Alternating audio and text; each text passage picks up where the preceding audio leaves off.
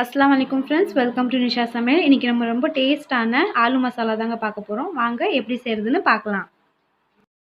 First நம்ம ஆலு மசாலாவுக்கு ஒரு பேஸ்ட் ரெடி பண்ணிக்கலாம். இதுக்கு வந்துட்டு 2 டொமேட்டோ வந்துட்டு நான் ரஃப்பா சாப் பண்ணிருக்கேன். அதை ஃபர்ஸ்ட் நம்ம ஆட் பண்ணிடலாம்.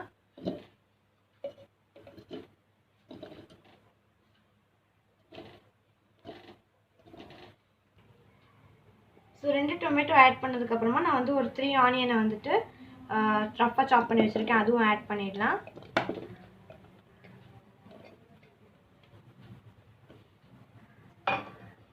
அண்ட் தென் காஞ்ச மிளகா பார்த்தீங்கன்னா 4 ஆட் பண்ணிக்கிறேன். அண்ட் ஒரு சின்ன சைஸ் இஞ்சி பார்த்தீங்கன்னா ரஃப்பா சாப் பண்ணி வச்சிருக்கேன். இதையும் ஆட் பண்ணிக்கலாம். அண்ட் ஒரு 10 to 20 பல்லு பூண்டு ஆட் பண்ணிக்கிறேன்.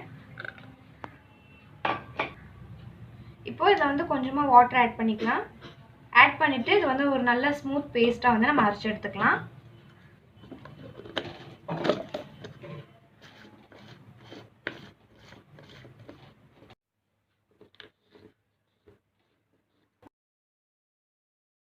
இப்போ பார்த்தீங்கன்னா நல்லா ஒரு திக் பேஸ்ட்டாக அரைச்சாச்சு. இப்போ நம்ம ஆலு மசாலா எப்படி செய்கிறதுன்னு பார்த்துடலாம். ஸ்டவ்வில் பார்த்தீங்கன்னா இப்போது கடாய் வச்சாச்சு. இதில் கொஞ்சமாக ஆயில் ஆட் பண்ணிக்கலாம். ஒரு 3 டேபிள் ஸ்பூன் ஆயில் ஆட் பண்ணிக்கலாம். ஃபர்ஸ்ட் பார்த்தீங்கன்னா நம்ம ஆலுவை லைட்டாக ஃப்ரை பண்ணி எடுத்துக்க போகிறோம். ஆயில் பார்த்தீங்கன்னா ஹீட் ஆகிடுச்சு. இப்போ நம்ம பொட்டேட்டோஸ் ஆட் பண்ணி ஃப்ரை பண்ணி எடுத்துக்கலாம்.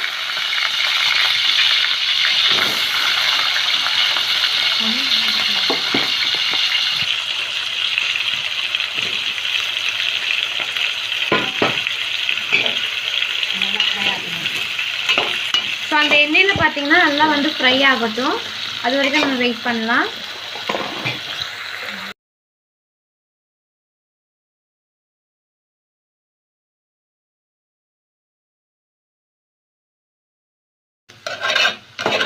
அவ்வளோதான். நல்லா கலர்லாம் சேஞ்ச் ஆகிடுச்சு பாருங்கள். இப்போ நம்ம ஒரு பவுலில் ட்ரான்ஸ்ஃபர் பண்ணி எடுத்துடலாம். இந்த அளவு ஃப்ரை ஆனால் போதும். இப்போ நம்ம ட்ரான்ஸ்ஃபர் பண்ணிடலாம் பவுலில்.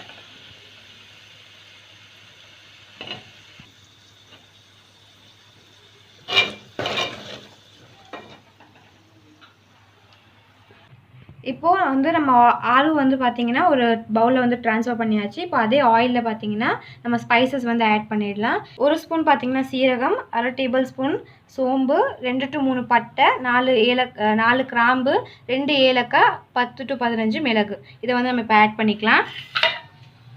ஆட் பண்ணி லைட்டாக லோ ஃப்ளேமில் வச்சு பொரிய விடுங்க. இப்போ பார்த்தீங்கன்னா ஸ்பைசஸ்லாம் நல்லா பொரிஞ்சிருச்சு. இப்போ நம்ம அரைச்சி வச்சுருந்த மிக்சரை ஆட் பண்ணிக்கலாம்.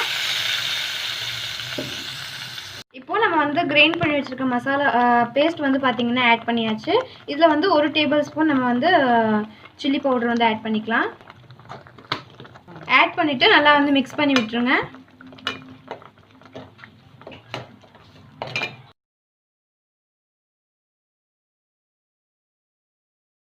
தக்காளியோட ரா ஸ்மெல் பார்த்தீங்கன்னா போகட்டும். அது வரைக்கும் நம்ம வெயிட் பண்ணலாம். இப்போது ஓப்பன் பண்ணி பார்க்கலாம் எண்ணெயெல்லாம் நல்லா பிரிஞ்சிருச்சான்னு. அந்த தக்காளியோட ரா ஸ்மெல்லாம் போய் எண்ணெய்லாம் நல்லா பிரிஞ்சு வந்துருச்சு. இந்த ஸ்டேஜில் நம்ம மசாலாஸ் ஆட் பண்ணிக்கலாம். 1/4 டீஸ்பூன் மஞ்சத்தூள் ஆட் பண்ணிக்கலாம். 1/2 டேபிள் ஸ்பூன் சீரகத்தூள் ஆட் பண்ணிக்கலாம். 1 டீஸ்பூன் மல்லித்தூள் ஆட் பண்ணிக்கலாம். 1/4 டீஸ்பூன் கரம் மசாலா ஆட் பண்ணிக்கலாம்.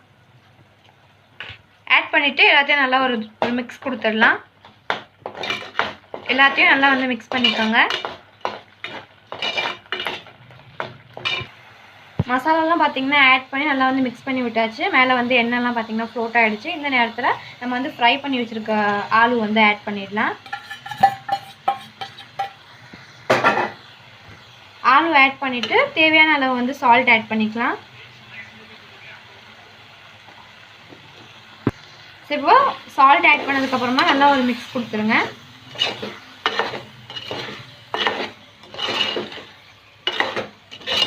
நல்லா மிக்ஸ் பண்ணியாச்சு. நம்ம கொஞ்சம் வாட்டர் ஆட் பண்ணிக்கலாம்.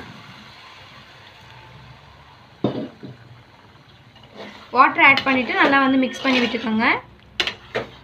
அந்த மசாலாலே பார்த்தீங்கன்னா உருளைக்கிழங்கு நல்லா குக் ஆகணும். அப்போ தான் வந்துட்டு நம்மளுக்கு உருளைக்கிழங்கு பார்த்திங்கன்னா ஜூஸியாக இருக்கும். இந்த அளவு வாட்டர் ஆட் பண்ணிக்கோங்க.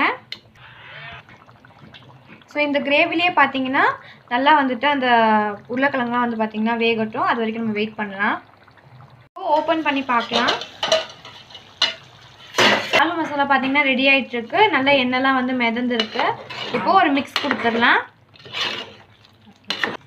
நல்லா பார்த்திங்கன்னா எண்ணெய்லாம் பிரிஞ்சு வந்துருச்சு.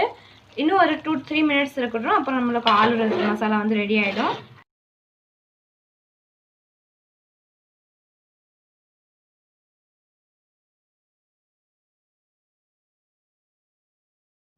அவ்வளோதாங்க, எம்மியான ஆலு மசாலா ரெடி ஆகிடுச்சு. லாஸ்ட்டாக வந்து நம்ம கொத்தமல்லி வந்து கார்னிஷிங்க்கு ஆட் பண்ணிக்கலாம்.